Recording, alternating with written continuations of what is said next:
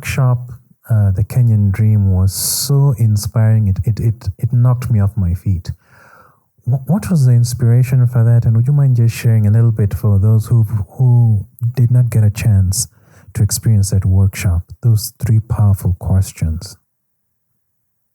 So the Kenyan Dream was the brainchild of myself and another coach called Jane Katuga. You know Jane. Yes. And we were having a conversation around how, as Kenyans, we're always caught in this loop. Every election, we get tense, we get afraid after the election. Half of us are elated, half of us are not happy. What's going to happen now? Is there going to be violence? What's going to happen to business? It's just this loop that we keep getting into year in, year out. And Jane and I just felt that it's pointless talking about things as the what hits the fan. It's pointless to talk about it then. We should talk about things before, in the 5 or 4.5 years between elections. It's helpful to be having discussions around how we can care for each other more in a very real way. And it starts with what we think about ourselves as Kenyans, what we think of others as Kenyans, what's being said in our homes, what's being done in our offices, in our work. Again, this is about taking responsibility and not always pointing fingers at this politician, that politician. It's such a losing game, that one. People have been complaining about politicians for centuries. I'm sure back in the day, someone was complaining about Marcus Aurelius. You know what I mean? So it's we can't keep complaining. It's not very empowering.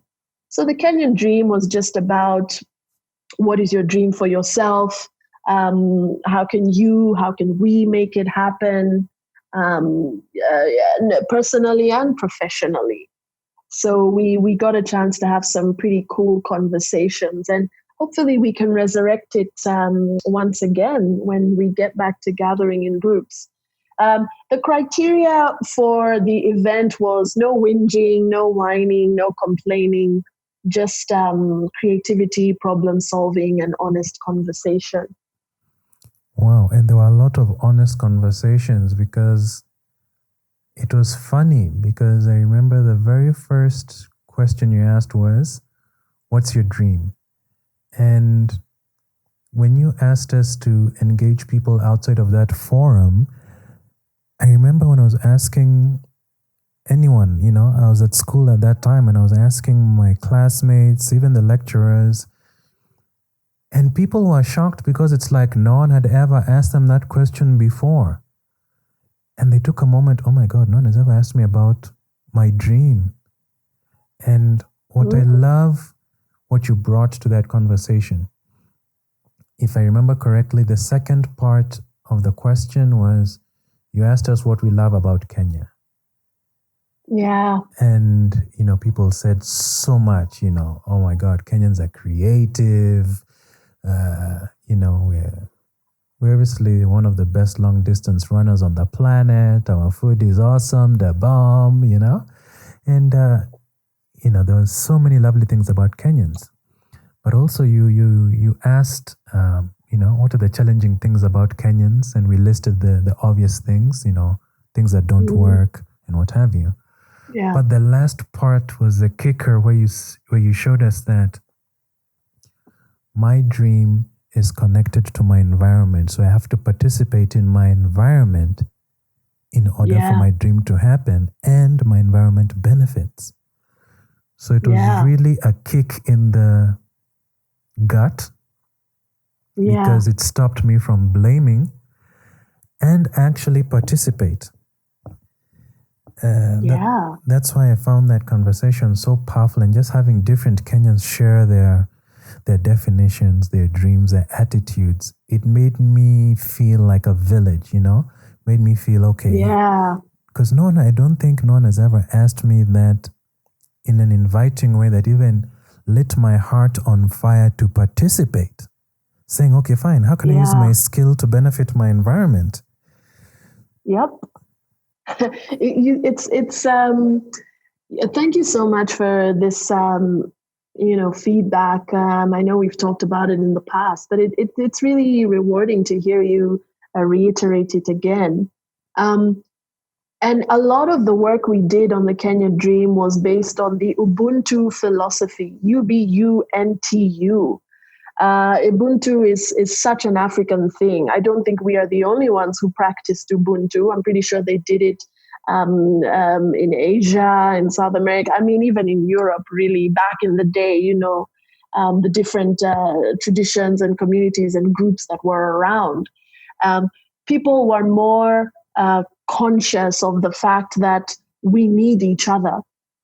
Um, it's great to be individuated. It's great to be to get out there and chase your dream and to be this awesome individual. But the reality is, even the awesome individuals are being helped by others. So, and that's what Ubuntu is about. I am because you are. It's about we, us. You exist through other people.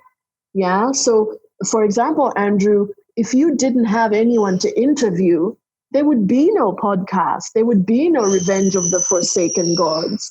That's If correct. I didn't have anyone to coach, there would be no the main protagonist coaching. So we exist in context. And I've had the privilege of traveling to many different countries and seeing what different people around the world are doing. And I remember going to Seoul in South Korea and learning about how the government supports entrepreneurs and thinking to myself, wow, wouldn't it be great if there was more of that happening in Kenya? Government support of entrepreneurs. Kenyans are very entrepreneurial. It's what I love about us. One of the many things I love about us. I have a client from Italy who told me, he doesn't have to worry about looking after his parents financially because they are now receiving government benefits. And I just remember thinking, wow, lucky you, because majority of Kenyans have to think about, oh wow, how am I going to help mom and dad when they get older? And you see, those are extra pressures we have. And so that really is what the Kenyan Dream was about. It was about helping people to understand that you've got to be involved, you've got to be engaged. Yeah. If 5 of us are in a fish pond and 3 of us keep messing up the fish pond, that's just silliness because we're all in the fish pond. You know what I mean? Yes. Yeah. And the other 2 who aren't messing up the fish pond, it would be naive of them to say, well, I'm not messing up the fish pond, so I'm good. No, you're not good. We're all in the fish pond. Wow, that's such a powerful Participation metaphor. is important.